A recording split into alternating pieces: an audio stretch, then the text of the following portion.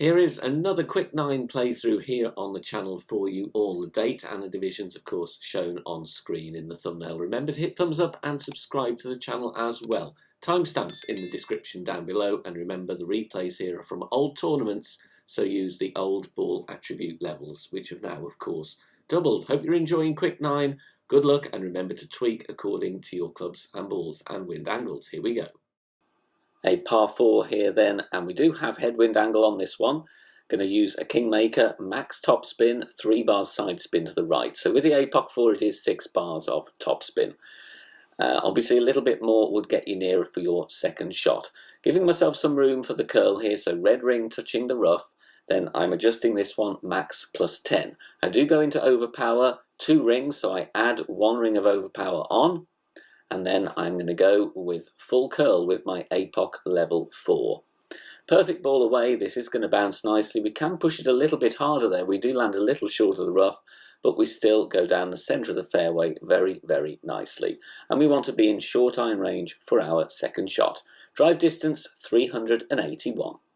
Second shot here, we do need a short iron with topspin. So the Hornet, if you don't have the Hornet in a good level, then the runner is going to be your friend. Checking my club distance here, because we can use some distance check notes on this one. Going with plenty of topspin, as you can see, and 3 bars of right spin so that I can land a little bit further towards the pin. Ball guide to the hole with the Hornet level 7. In fact, with the headwind that we have here, the ball guide is going just through the hole.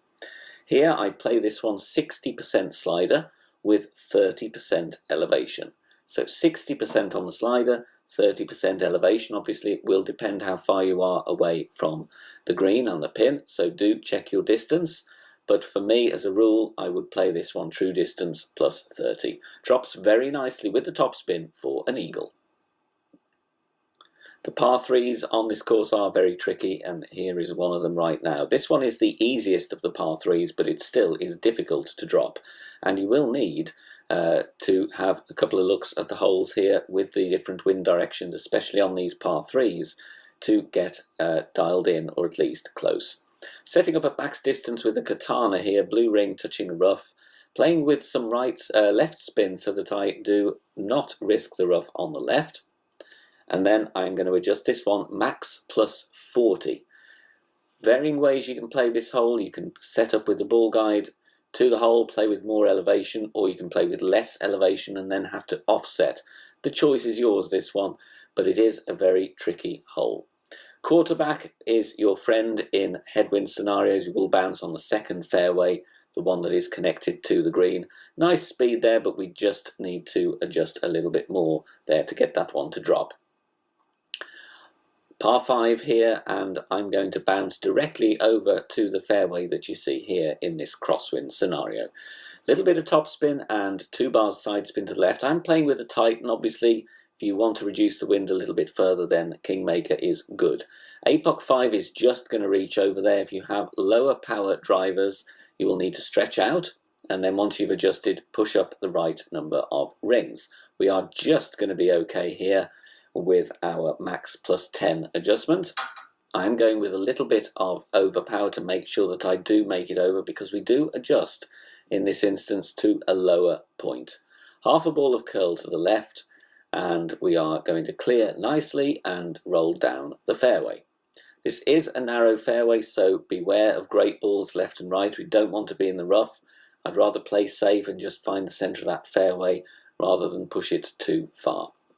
346 yards here is going to leave a shot with our sniper.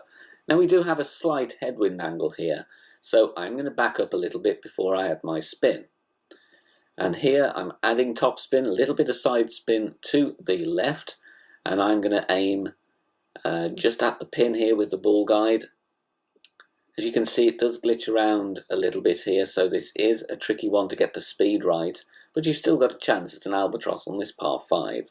The adjustment I make here in this crosswind is max distance, 5% elevation. Max plus 5 just takes me into overpower there, so I'm going to put a little bit of overpower on.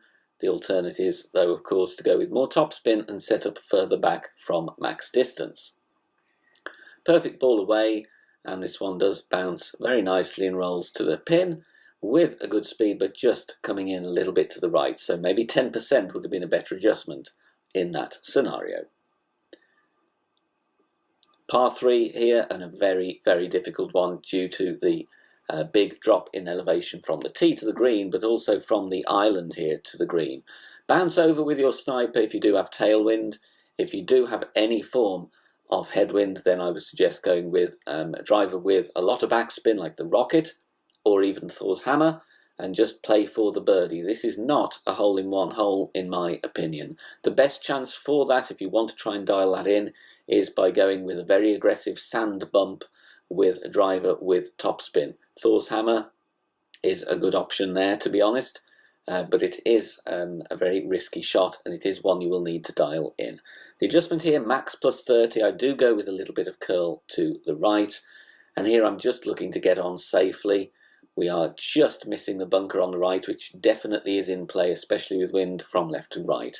Could have done with a bit more topspin, but safely on for a birdie. Now, if you want to support us on Patreon, you can do so. Details on the screen now. As part of your perks on certain days for the Quick Nines, there will be some Patreon exclusive Master General playthroughs for those holes used. So make sure you check us out there. Now, for the replays here on this par 5, I'm going to play with a Berserker, because it is going to really help us on the second shot. This is a very long par 5. So I'm playing with the quarterback for the accuracy. Could also go with the rock as well if you have enough topspin. If not, then obviously you can use a driver with power, extra mile, Thor's Hammer or Apocalypse as well. But the good thing about the quarterback is you can hit a minor great left, great right. You're still going to be fine with this narrow fairway. So adding topspin as shown, I do have a strong wind here, so I do take a little bit off to be cautious. The adjustment I'm making here is max plus 5. Max plus 5 on this one. And okay, we may not need a Berserker really for the drive if we're using a longer driver, but for the second shot, a power 5 ball is really, really useful. And you'll see why in a moment. Minor great right, but still going to be absolutely fine, and we find very safe position on the fairway.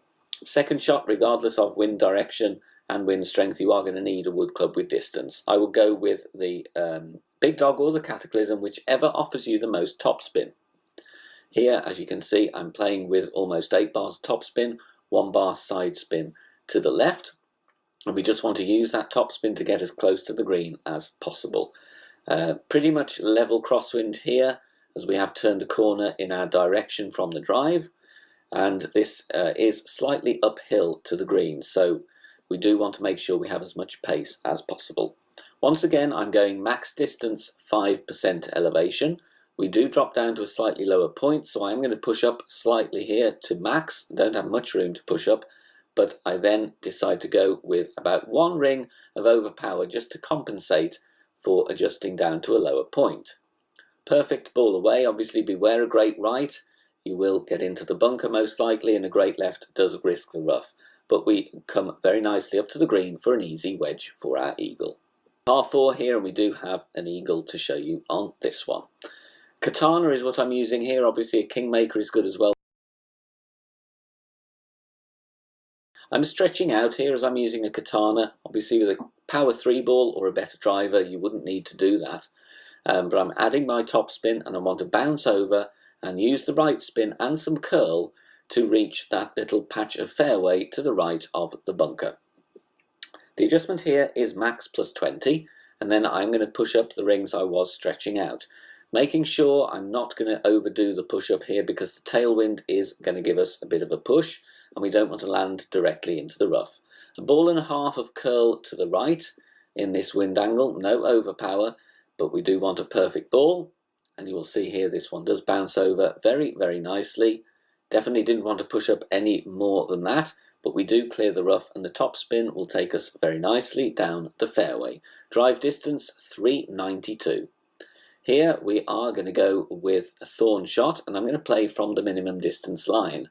Obviously if you're a little bit further back on the drive, if you have less topspin, then you will be needing different spins here. But I'm finding the minimum distance line, and then I'm going to add my spin, which is obviously going to be backspin, and setting up here with the ball guide to the cup. just pushing up a little bit from min because we do have a slight tailwind angle. I don't want to adjust to be in between clubs. So setting my spin, ball guide to the pin, and here my adjustment is minimum distance minus 10% elevation because this shot is played uphill. So min minus 10, even though I did push up a ring or two, I'm still playing min numbers. Perfect ball, and we do have a good chance on this hole, and as you can see the backspin grabs very nicely. We drop it for an eagle.